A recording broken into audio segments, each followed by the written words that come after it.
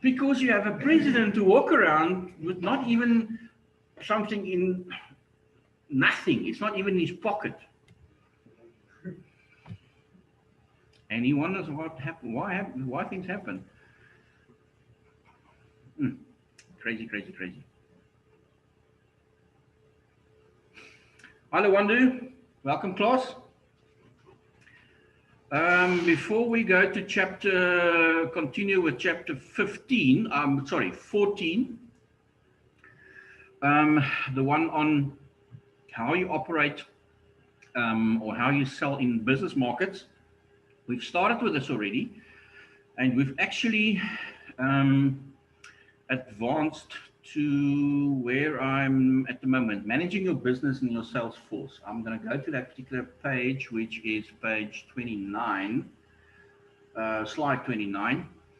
At this point, anybody in class, and you Wandu at home as well, who haven't submitted their assignment, which is due today, but fortunately only 4:30 this afternoon, we still have any last minute questions that I can assist with. You fine? Good. I'll mark it tonight and tomorrow. I might even have results by Thursday. I'm not going to promise it. You'll definitely have it when we start revision next Tuesday. Right. So what do we know thus far about operating and selling specifically in a business environment or a business market, as they call it? And business market, for short, just refers to businesses doing business with other businesses for three main reasons. And I'm recapping on this. A, because they need the material that they're buying from another business for their business to function, like stationery, desks, chairs, and stuff like that. They buy from other businesses raw materials that they then basically use in the manufacturing process to produce a different product. Okay, that's for instance the maize that the bakery buys from the supplier so they can bake the bread. And then you have businesses who act as wholesalers and they basically, and here Takealot is a very good example, and Amazon is a good example. They don't change the products that they buy from another company. They just basically distribute it to the retailer. So Takealot would be an example of a business that buys a product to resell it to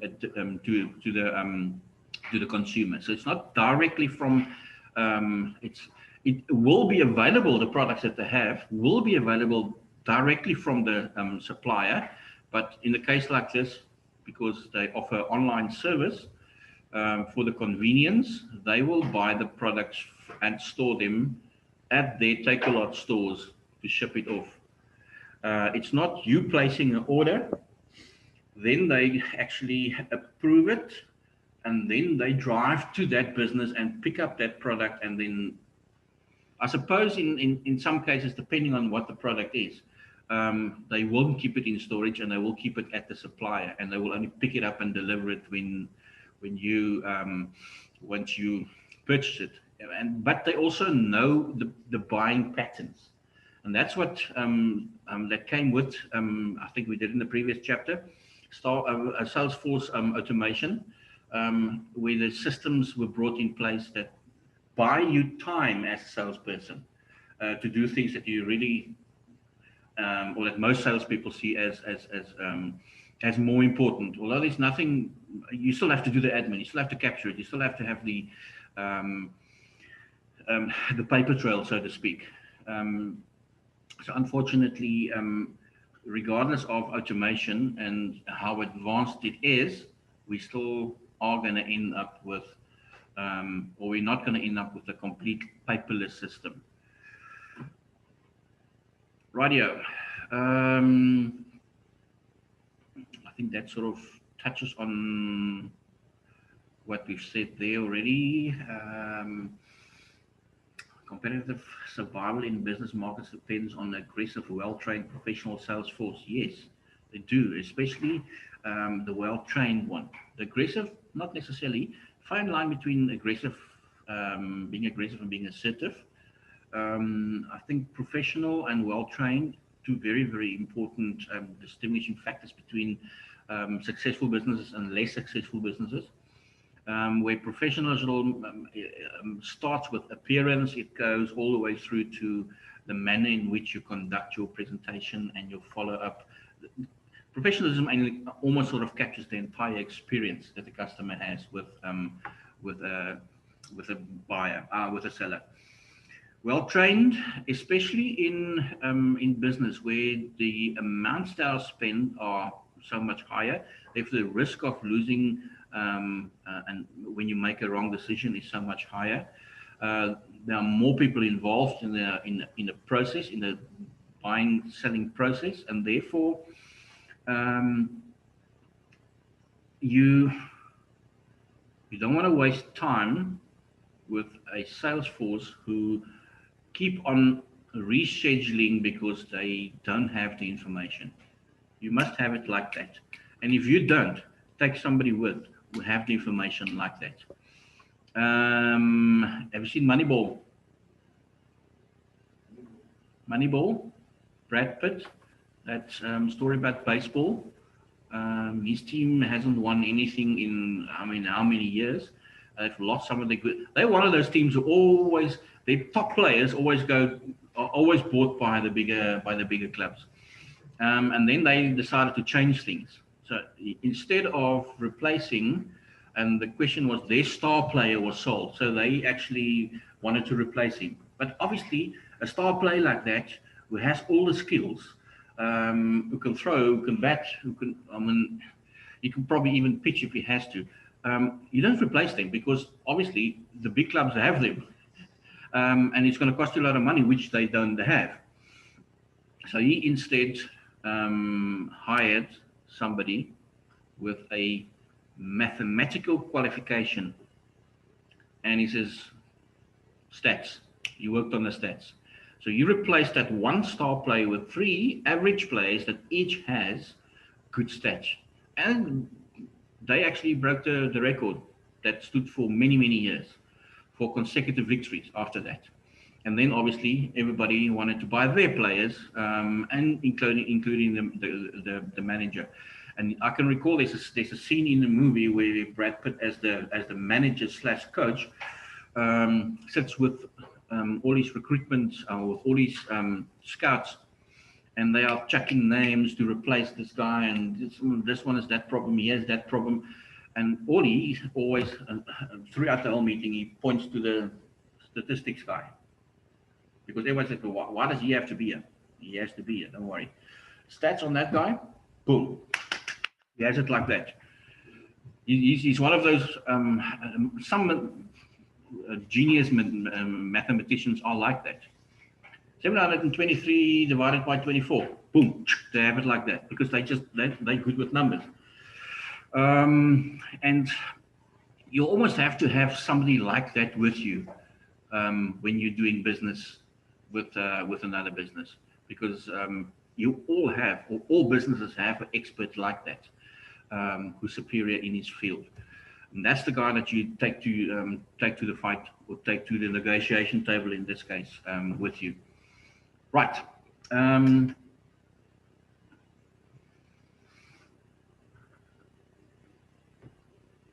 Okay.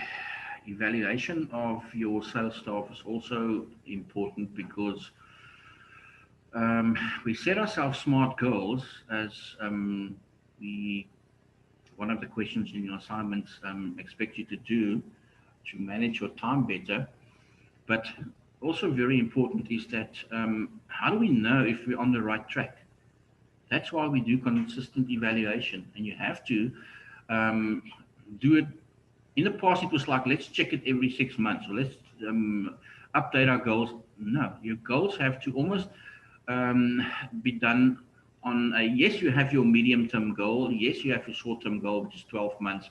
But then you have mini goals that you set yourself as well. At the end of this month, we want to do this. Are you going to wait till the end of the month before you evaluate it? Or are you going to do it on a sort of, it takes 5 minutes. Guys, where are we? This is on the board. That's our stats. We're on track or we're behind. And you don't then cram everything into the last couple of days of the month to make your budget or to make your targets and not achieve your objectives and your goals. You do that throughout. It also, if you have a very good month, it's early on, you see that you are doing very well. You can now either exceed that, because everybody's going to get more commission then, or you can actually change your strategy and say, right, we almost have reached our objective already. So for the rest of the month, let's just keep the clock ticking. Okay, we still got to reach our target, but let's now start preparing already for the next month, which will only happen usually at the end of a particular month.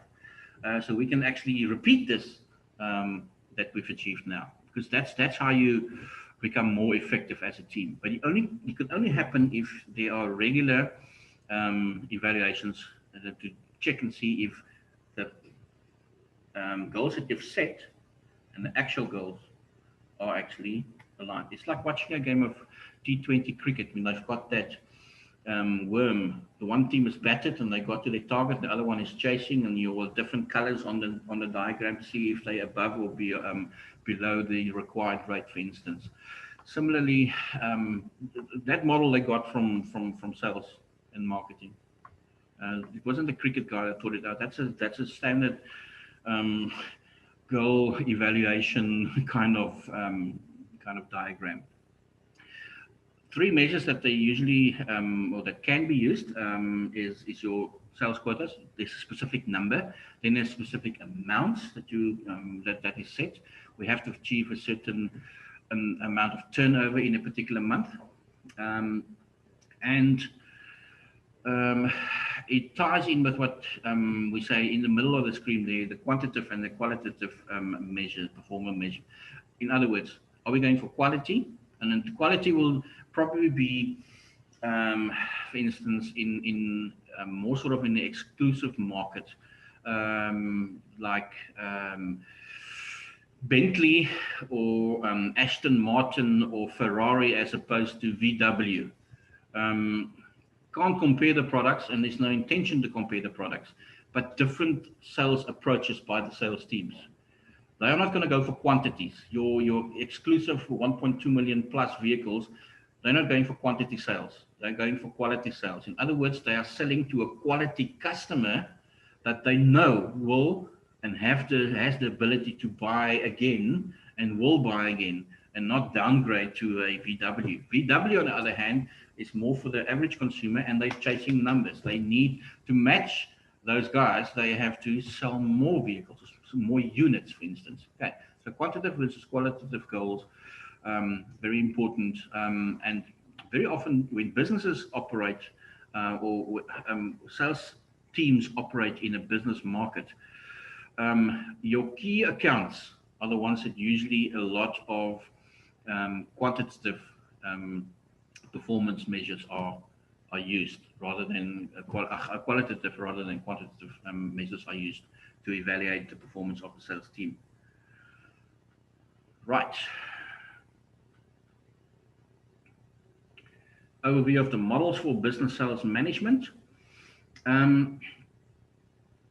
The problem that we often have with these Salesforce deployment measures or models is that when you're collecting data, very often it's a lot of data that's collected. And I can remember at my previous employer, they expected you to do a report on a weekly basis.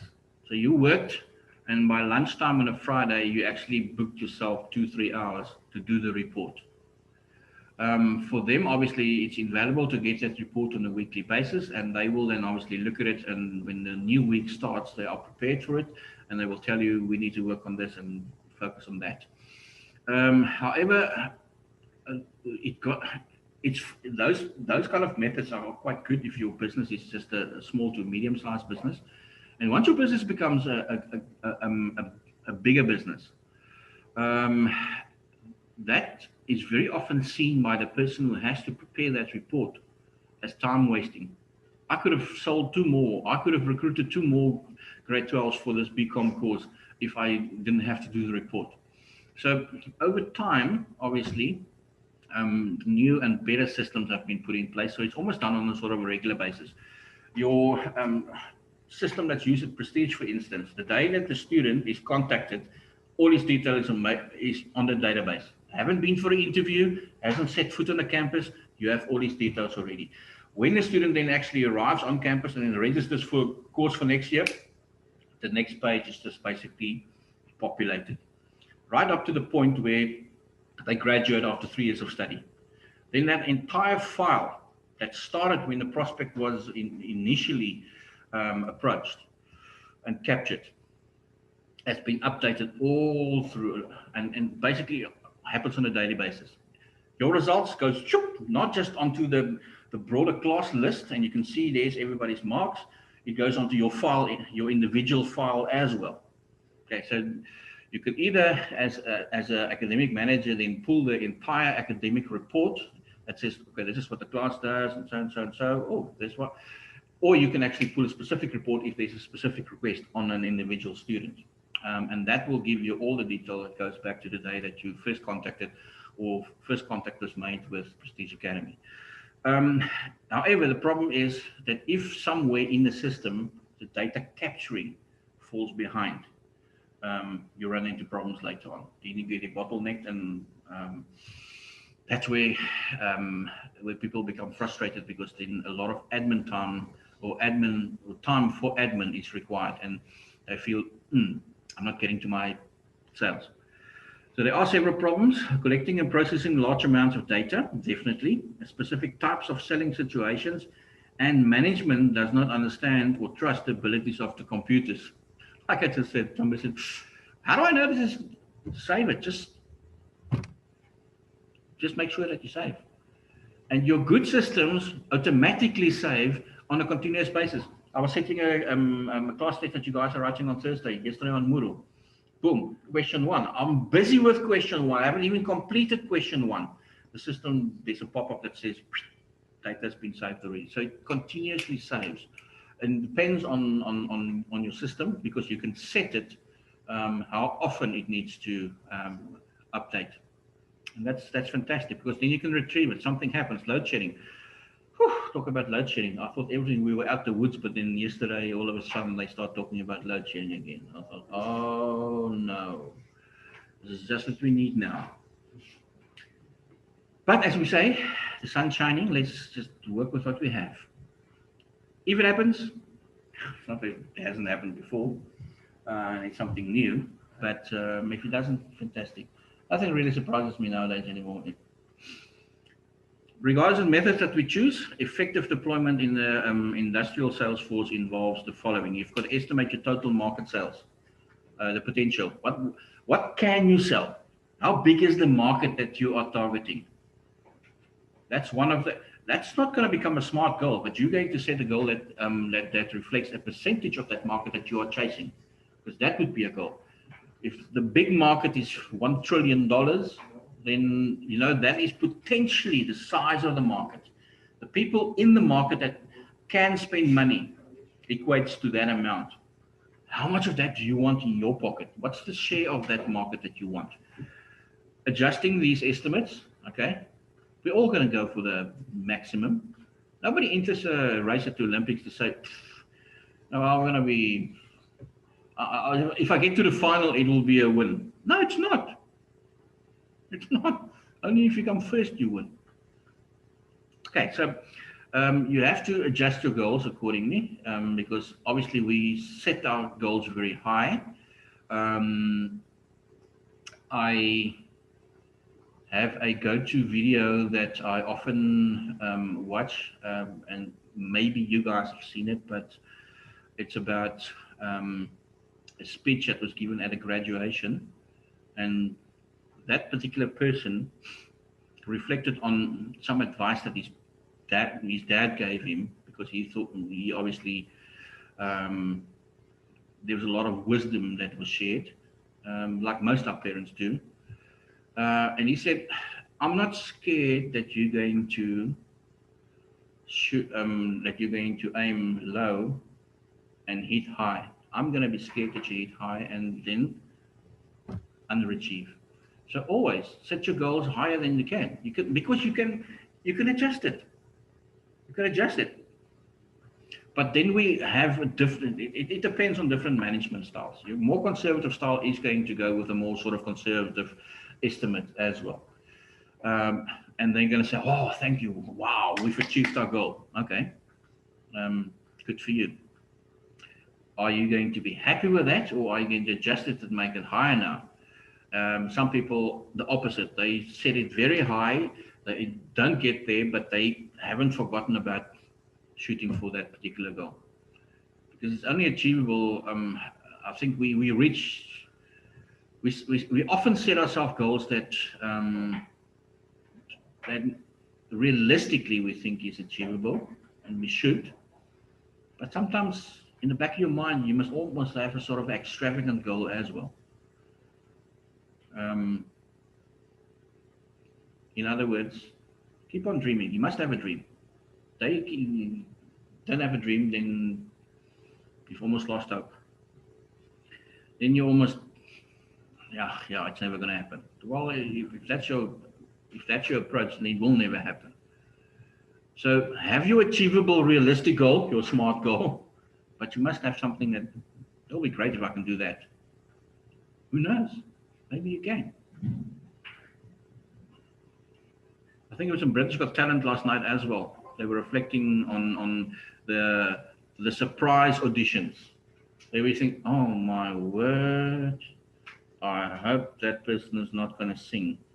And then obviously then when the audition starts, it was like, blows you away. There's always that too. So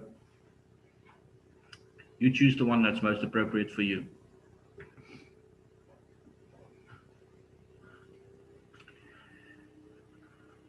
A very important thing, I think, that differentiates successful businesses from lesser successful businesses are the fact that the more successful ones have the ability to pick up on trends, evaluate trends. They have somebody almost sort of locked in the back room. That's all that person does.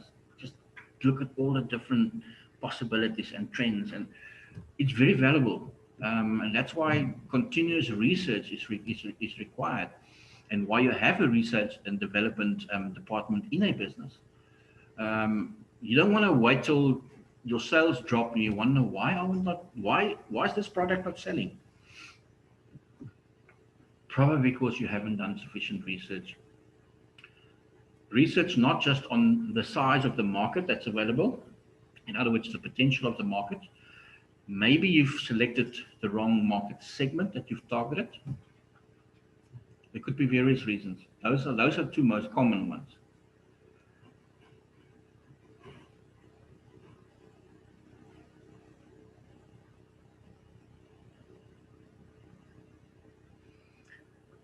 Can you still remember the steps in the selling process from your test? There are 10, and it starts with prospecting, of course. Now, let's look at what the process is in the business environment. It's the same. You still have to prospect. You still have to go find clients. You'll also have to prepare, and this specific pre-approach step in the selling process in business markets is probably one of the most important ones, because this allows you time to prepare everything on your prospects. A prospect becomes a client when they are converted to a client. Everybody has the ability to buy from you. Not everybody has the means to do it. Not everybody has the need for that product. The people who have those two elements, they have the potential to become a client. They're not a client yet. You still have to do the presentation and close the sale. But the pre-approach is extremely important. This may involve learning more about the customer and what the organization's needs are and other relevant competitive information, especially in the business market. Unfortunately, when business is done directly between the business and the consumer, me and you buying stuff on a daily basis, businesses in a business market or selling in a business market is slightly different because um, you need such a lot of information about your potential customers, your prospects. But because it's a business, you can immediately go to a website and do research on them. You can immediately Google and see, oh, right, yes, they are a legit business. You get the history about the business itself. So it helps you in your preparation. You don't have that information when you're just a normal customer. But for businesses, that information is available. And if it's not available, then you run and you cross that prospect off your list because it's probably not going to work out. You're going to waste your time. You're going to put a lot of effort into preparation and eventually it's not going to result in a sale. The approach, the presentation itself, the final close, it's the same process that's followed, people. There are just more people involved. And like we said, in the business market, salespeople or people on the sales team know that it's not going to be one presentation to convince the customer to buy. They actually want more than one presentation. They want to test the water. They want to give them a bit. They're not going in there with all their aces immediately on the table. You build on the relationship because you want, the more time you spend with a prospective client in a business market, the greater the possibility is that you are going to eventually end up doing business with them, but then you've got a proper established relationship as well, which will result in future sales, without a doubt.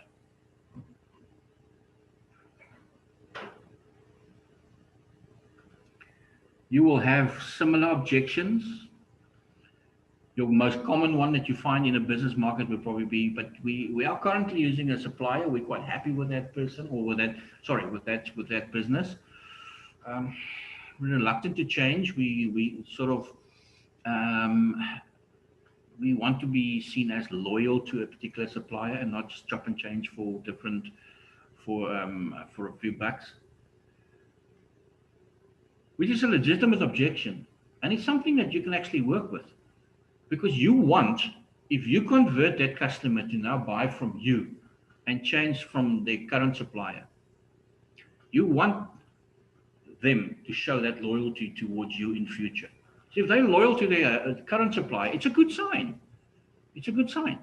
Sometimes don't chase that customer, but the fact is that you know at least that once they've decided, they might take a bit longer to be convinced, but once they've decided, they remain loyal.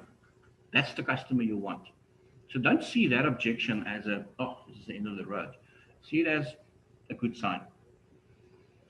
A good sign to maybe step away at that point and keep in touch with them because things change. The other supplier can go out of business. The other supplier can maybe in future can't supply them with everything that they want. Those would be one of those customers that you keep in your database and you keep sending them information on the promotions that you have, the specials that you have. You never know. And as I said, the rest of the steps are exactly the same, up to the follow-up.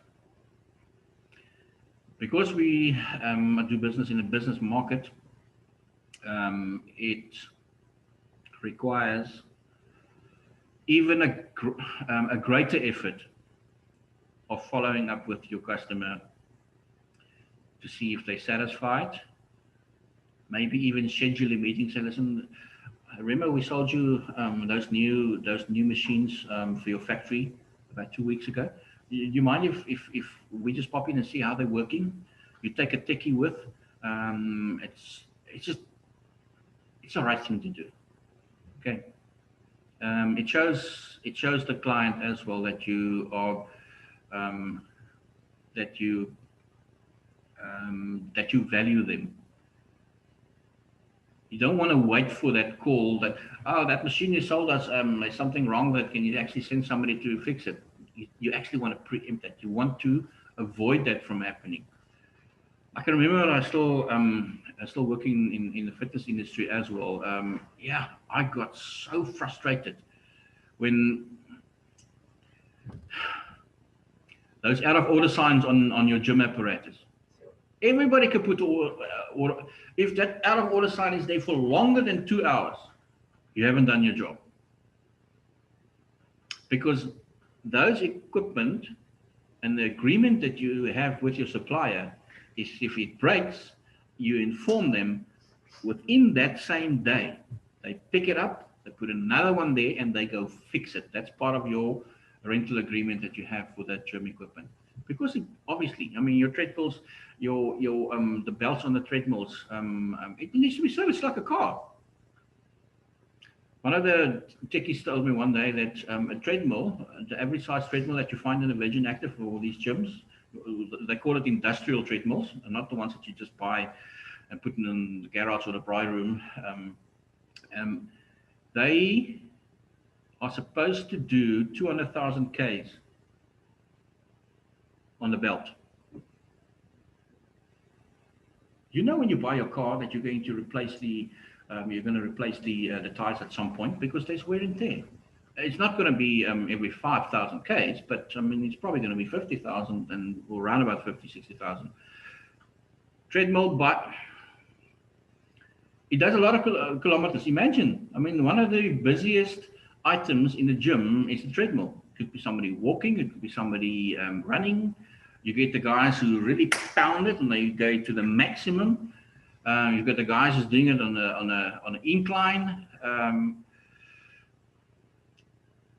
It's regularly serviced, and if it's serviced with the regular intervals like your vehicle, it would last for 200,000 Ks, which is nice. Nice thing to know. Okay, that's my chappy info for the morning.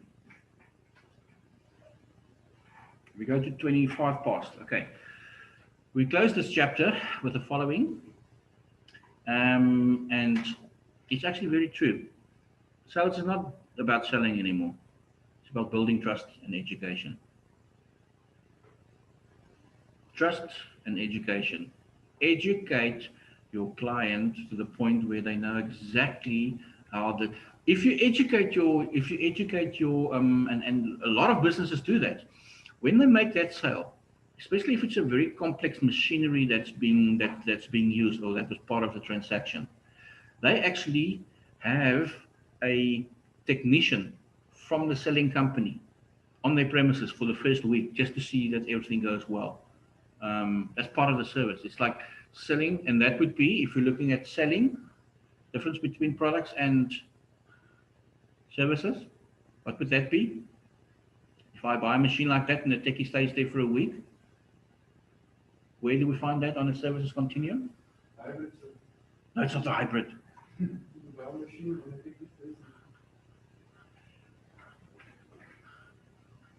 Is the machine yours? It's business to business, so it's the business who bought it, it's their machine. Okay, is it their techie? So it's a product with an added service. If the techie was staying there forever, it would be a hybrid. Okay.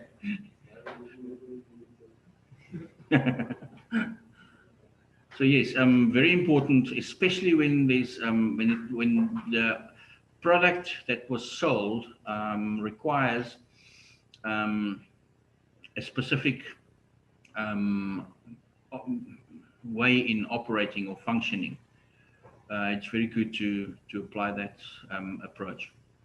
Not all businesses can afford it, but it goes a long way. Again, it's part of your after-sales service, but it's also part of ensuring that you'd much rather avoid problems in future than actually deal with problems.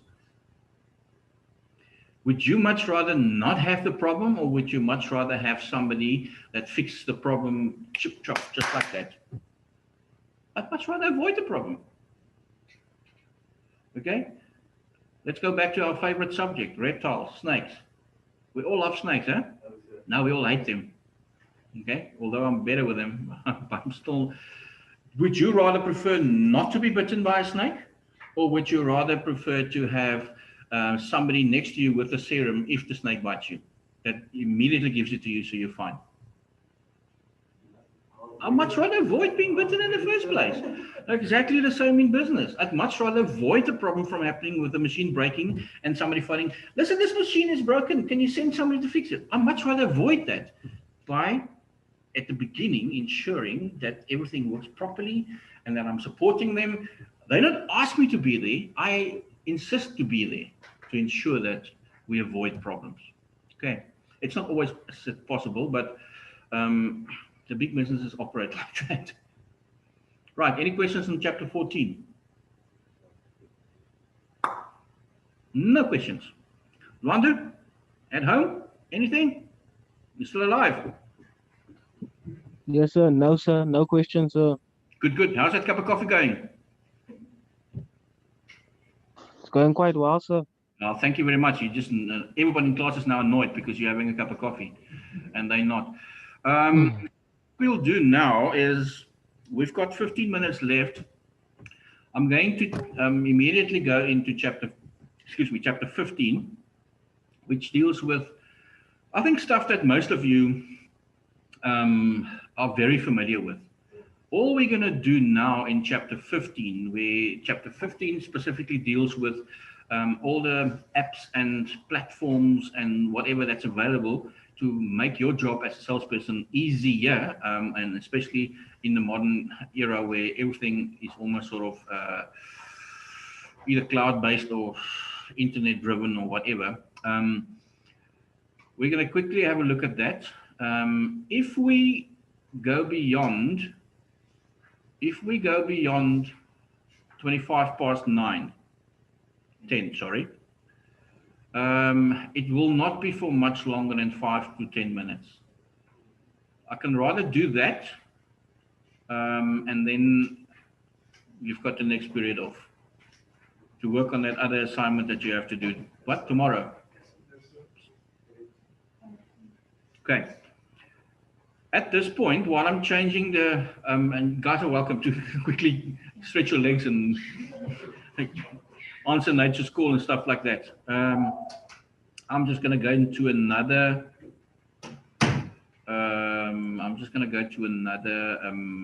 screen there for, yo. Daarna het my WhatsApp gevra sy ek wil moet my meneer vra oor vraag 4. Sy wil weet what do they mean when they ask which industry or product each of the sales techniques would work best in. Gaan jy vir haar antwoord want ek het mos net vir jou geantwoord met dieselfde vraag. Ek kan haar antwoord, maar vra vir hoekom sy nie direk vir my kontak nie. Sy het nie vir my e-pos gestuur nie en maar ek is ook meer as bereid om haar vraag te antwoord. Die feit van die saak is net, dit is vir my snaaks dat die vraag gevra word in haar afwesigheid in klas of online. Want sy moet dan weet dat ek is in klas en online. Ek sal meer as jy kan vir haar sê as sy vir my persoonlik wil kontak, sy kan dit doen onmiddellik na die klas klaar is. Ja, sy kan onmiddellik as die klas klaar is, kan sy vir my gelykie gee, maar die feit van die saak is dit is soos ek sê, 'n spesifieke industrie wat een pas die beste.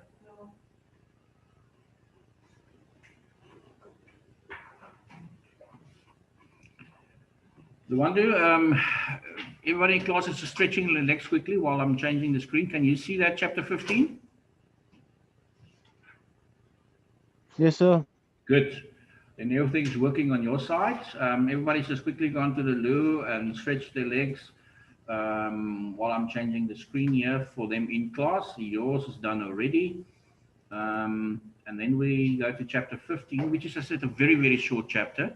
and a lot of the stuff you know already. Most of it, I think, is just a reminder of things that we know. We'll just put it in the context of selling specifically. Okay, Is sir. nou, sê nou maar, die antwoord is nou direct request. Dan moet ek nou net sê wat die tipe industrie die beste rol gaan vat. Correct. Daar's mos nou 'n klomp van, daar's mos 'n klomp wat, ek dink as 12 of 14. Ja, ons moet, Ek dink as 12 of 14 verskillende opsies wat jy kan. Ja, meneer, het is ons met enige 6 noem. Mm. So dan sê nou maar, ek vat direct request, dan moet ek nou net,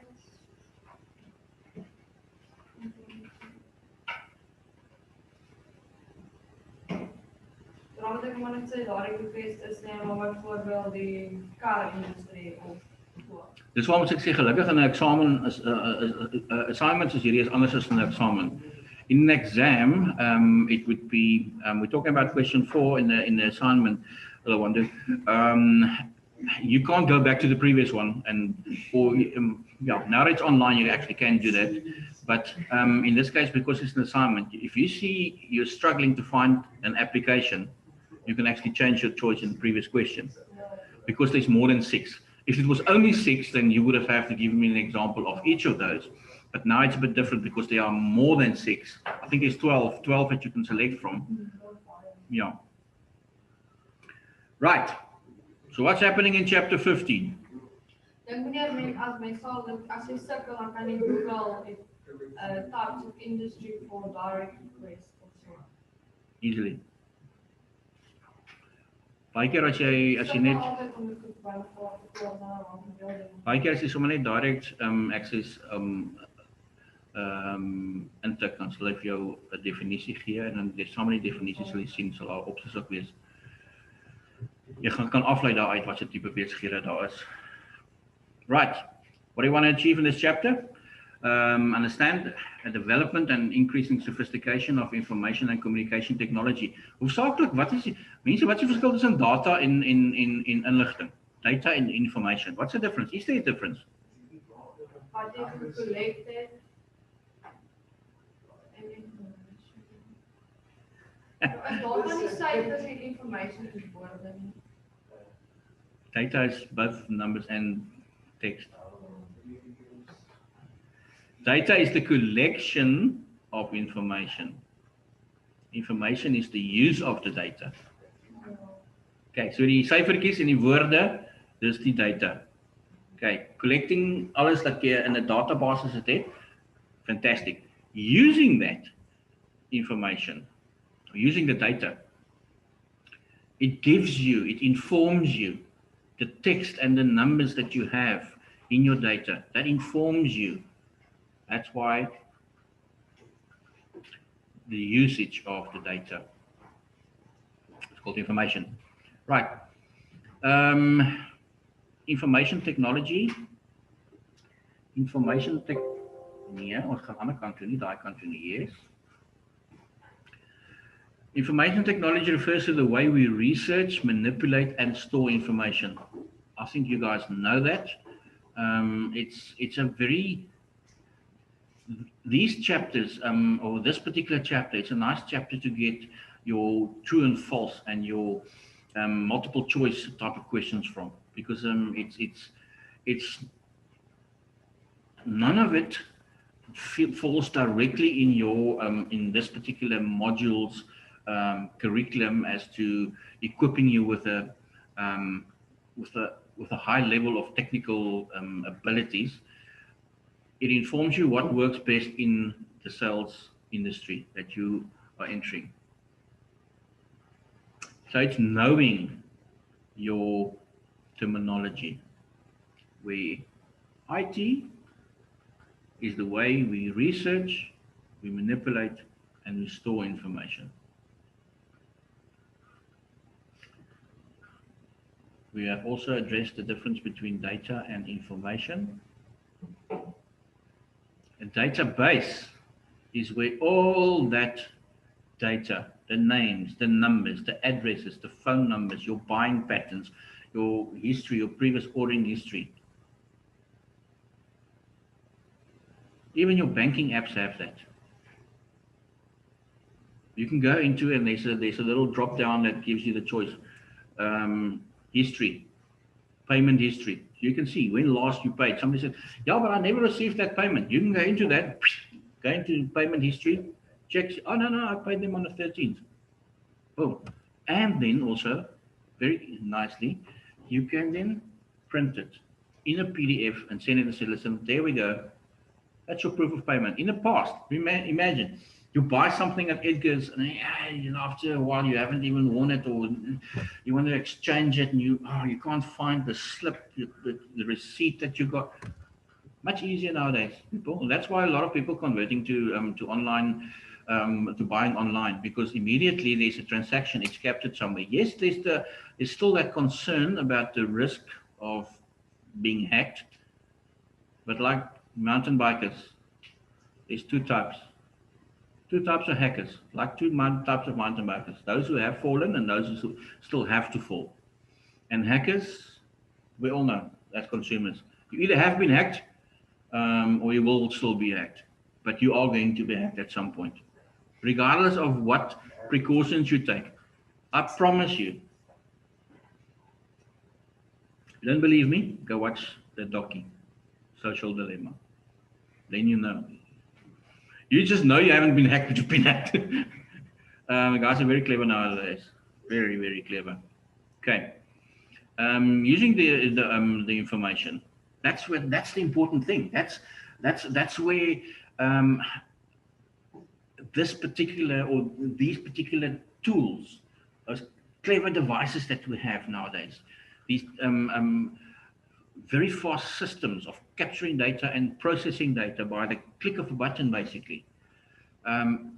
That's where it buys you as a salesperson a lot of time, because you don't have to fill in page after page after page. It's fill in the blocks, information and it's off. I can't remember when last I actually went out to a shop and bought prepaid electricity. I go into my phone, or I go into my laptop, depending on where I am, go in, okay, right, how do you want to pay? It's not a swiping cards and stuff like that and forking out cash. It's all there. Go straight to your bank account. What account you want to use? Boom. Security checks, everything's done. There's your codes. You can either print it or write it down, go to the electricity box, punch it in, and you've got power again. Everything nowadays, people, it's very simple. And it can also tell you, the nice thing about it is, I'm using that particular method because of the convenience, but also because it gives me a sort of a paper trail. I can now see how much electricity I bought last month and the previous month, and is there a spike in certain months, so I know what my usage is, so I can budget for it. Especially because often you find that, why is the power going out so quickly this month? I bought the same amount for the last 3 months, and actually I think we've been using less. And then you realize, oops, lazy, must have been Eskom, must have been a rate increase, because they slip it in, they don't tell you. There's one thing there's two things that Eskom never tells you. Never tells you when the power is going to go off. Okay, they're getting better at that now, because there's apps who put them in the place, and they also don't tell you when the prices go up.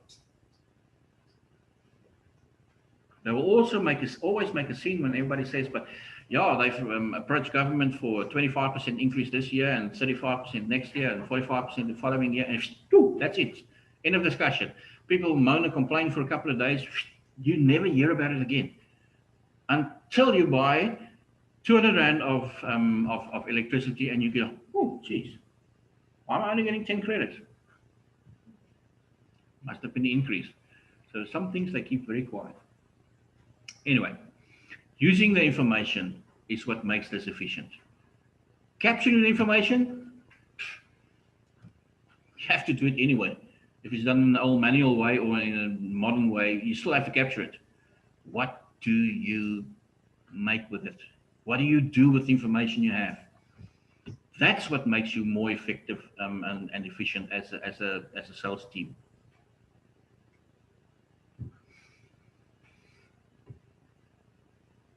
Some of the information that you can have would be technical information on products.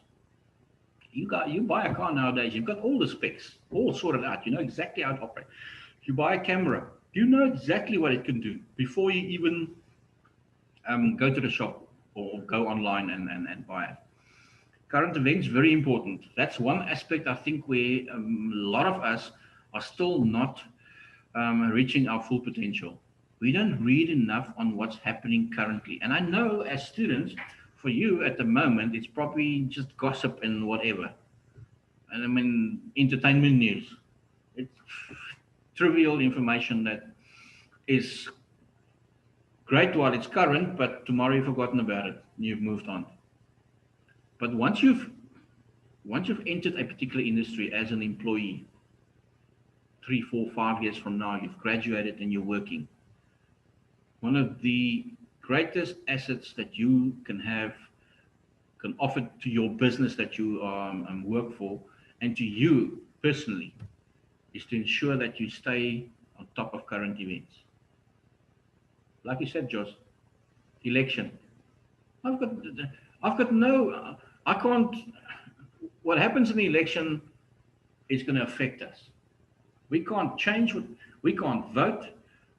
We can have a lot of fun by watching what they're doing, and especially when Trevor Noah sort of on the Daily Show, it gives another different approach to it or different spin to it. But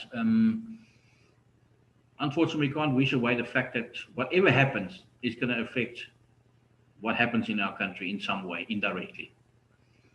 And I'm not saying you have to sit in front of the computer and you've got CNN and Sky News and all kinds of people.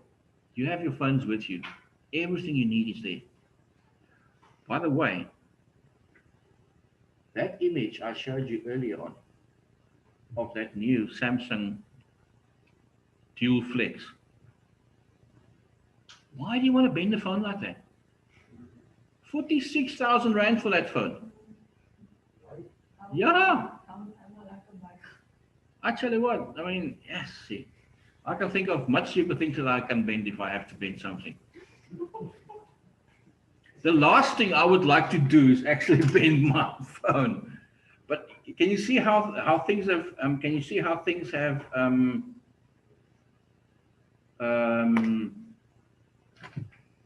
Almost gone a full circle. When we started off with those huge phones, those Nokias, size of a brick, and then eventually it became smaller and smaller. Eventually you had your first flip phone. It's gone full circle. Now it's gone to, yeah. It's like, I mean, I don't know, why would you want to have a curved screen TV?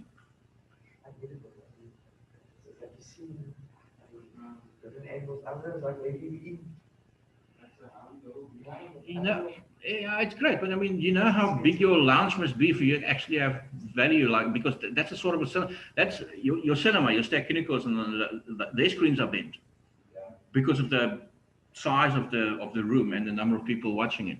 So then I can see, yeah, if you have a theater room at home, yeah, by all means, I can understand, because then you have that same kind of Ster-Kiniko experience every time you watch television. And some people do, and great for them. But to me, it's just like, okay, why do you want to bend it in the first place? Why don't you just move the screen so everybody can see it who needs to see it? Anyway, it's a personal choice. But yes, that particular phone, Samsung phone, 46K. Yow. So that could be, so you get the microphone and Wi-Fi, so it's like much bigger features. Most of your televisions nowadays are smart devices. Yes, sir. Your TV is just if you have a 64-inch television, Apart from it being very big and probably taking up the entire wall in your lounge, it actually is just a big monitor. It's a built-in computer, and you can actually manipulate your yeah, you can work. And I think during lockdown, there was a few occasions, or were a few occasions that actually operated like that. You can sit on your couch and you have your mouse with you and do everything. It just makes it a bit bigger. But yeah, it's amazing what your phones can do nowadays, what your televisions can do nowadays. Right. Let's look at different. Let's look at different terminology. We know what apps. What's an app? It's basically a computer program, but it's just on your phone, on a smart device. Okay. Smartphones, smart devices.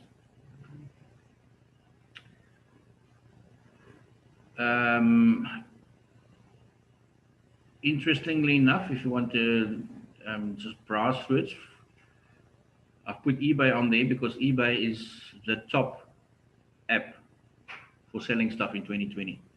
Okay, there's that link to a video that will give you the top 20. eBay is number one. It's amazing how everything is somewhere in the cloud, eh? Gives a whole new meaning to cloud. Not those stuff outside that the rain comes from, but basically, yes, electronic files that is stored on a server. Okay, more people have access to it, and you have restricted access based on your on certain security codes and stuff like that. But yeah, it's like when you run out of space. Where do you go? There's lots of space out there. The problem, however, still remains a very evident one, and that is exactly where did I store? In what folder did I store? You sometimes you know exactly where it is, you don't know where to find it.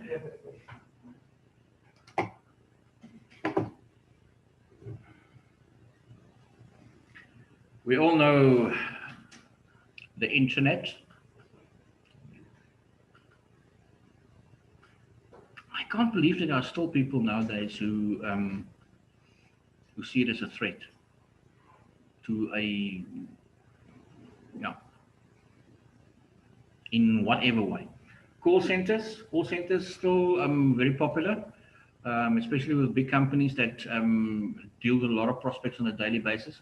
Your insurance companies, your financial companies, even your big motor companies. They will have a call center that basically just provides you with backup service the whole time, because you don't really always know who to contact. Then that 086 number is a very good number to have to contact, and they will direct you to the right person, which might be 5 kilometers down the road from where you are, but you didn't know it. So you start with the 086 number, by the call center, they direct you to the one closest to you, or you end up with the one closest to you. Call centers, yes, they have a dual purpose for people calling in, reacting on information that they've received, a commercial that they've seen, and then also to make large amount of calls, like continuously for the last week. A certain insurance company kept on phoning. I blocked their number, they phoned from another one. Seriously. You've lost my interest if you've taken that particular approach. Right, emails. We know that emails is not a particular mode of communication that is very popular among students. Okay, even if it's on your phones or accessible via your phones. Why? Because you are of the generation or millennials and Generation Z You're on, eh? I think. You don't like reading. Okay.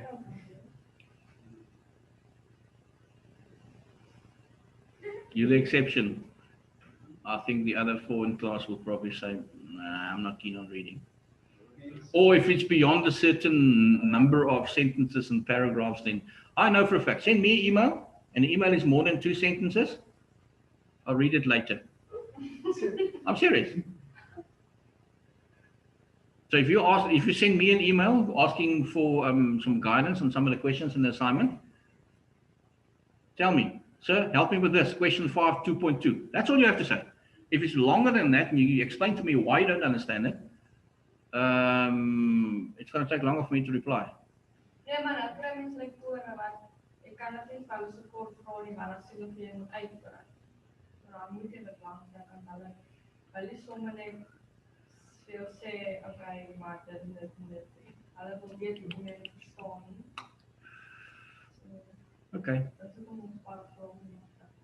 Tyd, ek oorhou, maar kort anders so by julle verduideliking om jy net vra.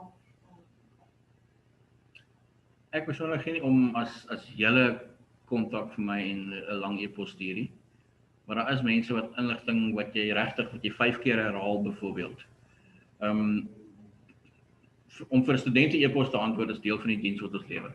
Dis maar dit. Dis 'n manier van kommunikeer met studente. En dis 'n paper trail. Jy kan teruggaan en sê ek het op so en so 'n dag gevra vir die persoon en hy het dit vir my gesê as dit later uitdraai dat dit anderster is. So dit is net om seker te maak almal is gelukkig en behoorlik ingelig. En dis iets om na toe terug te gaan. Jy kan weer die e-pos gaan lees. Oh, dis wat hy daar gesê het. As dit nou net so is dit verby.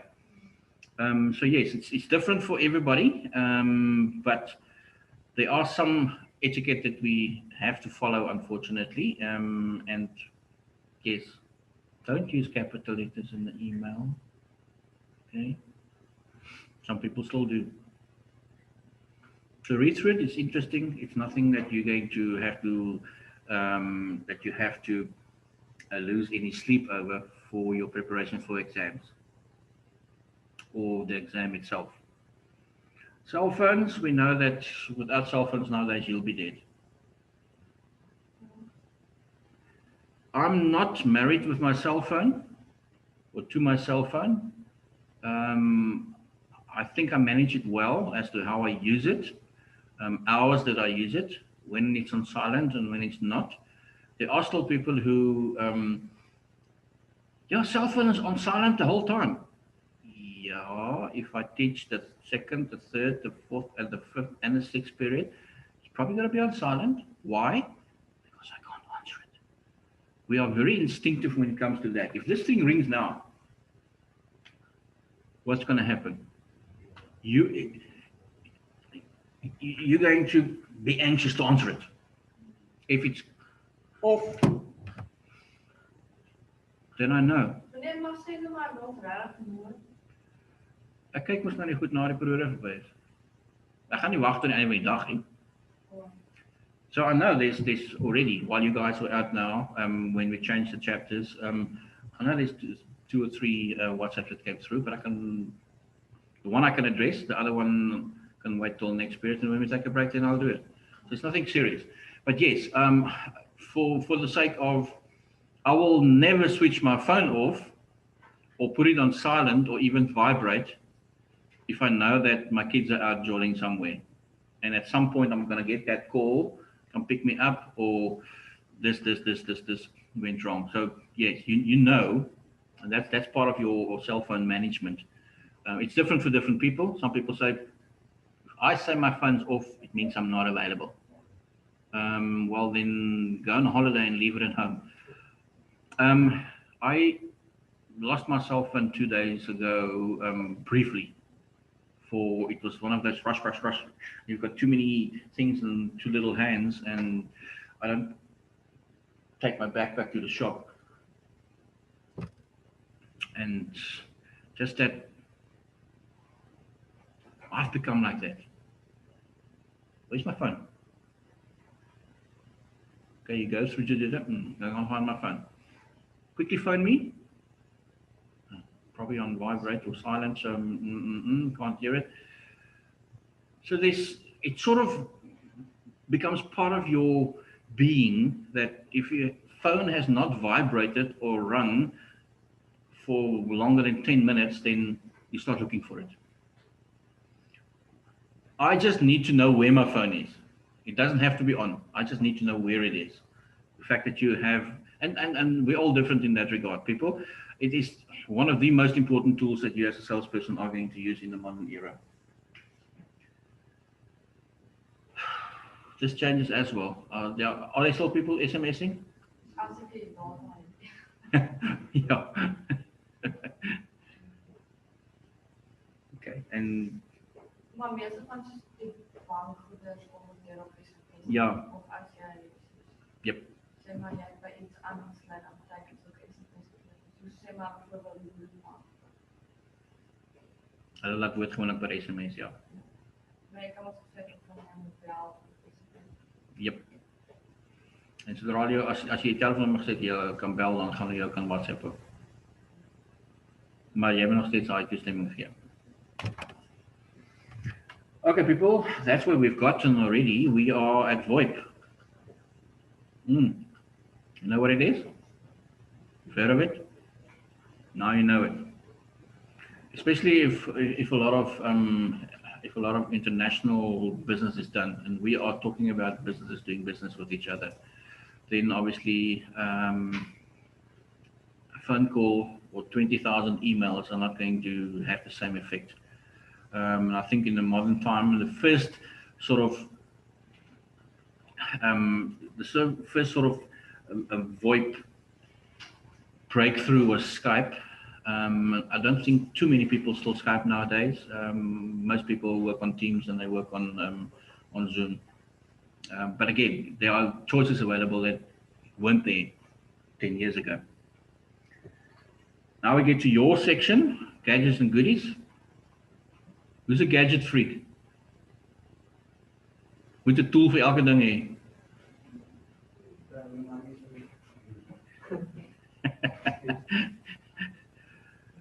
There are wonderful tools available nowadays, people. I think as opposed to a couple of decades ago, you walk into a sales office, you maybe get a notepad and a pen. Nowadays, it's fully stocked up. You walk into an office, the desktop set up already. You've gone through the process of registering your ID. You have an email address. Everything is set up for you. And you just work. And you use everything that we've just mentioned. Desktops, tablets, laptops, phones, smart devices. Okay. I wonder if people are still faxing. Do you think people are still faxing? Ja, my ma gebruik dit nog. Is it? That was the first time that when faxes were very popular, like in the early 90s, I think. I was like, how did... There's a machine somewhere on a plane flying between New York and London, and somebody to send me a fax. I'm sitting here in Cape Town, and this machine produces this piece of paper with this. How does that work? Okay, it's like the first time you see a magician on a talent show, you think, wow, how did you do that? Yeah. We're amazed, and now we think, what? How could that ever work? No, man, no.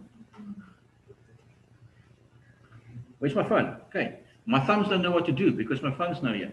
You see, that's where you almost get to that point that you don't know what to do with your fingers because you don't have a device with you. People, we've got a lot of. I think we've probably seen this regularly over the last 6 months. There's a lot of very, very clever devices that offer you a great deal of systems, operating systems and apps, and that makes your job so much easier nowadays. So why didn't we do more than just these couple of pages on? It's not necessary for you in sales and in personal selling to know more than that. You know it already.